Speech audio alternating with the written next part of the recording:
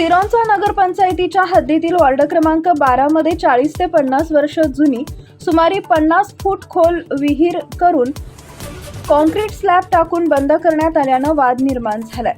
विहिरीपासून अवघ्या काही फुटांवर घरे असल्यानं सुरक्षिततेचा प्रश्न ऐरणीवर आलाय।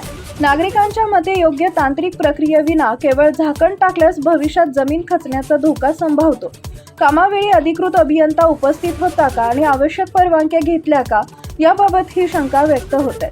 नगरसेविका पद्मा भगवान पिल्ली यांच्या कार्यकाळातील कामांची तांत्रिक तपासणी व आर्थिक लेखापरीक्षण करावे अशी मागणी होती।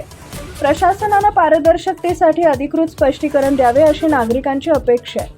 टाइम्स ऑफ महाराष्ट्रसाठी तालुका प्रतिनिधी जाबीर खान।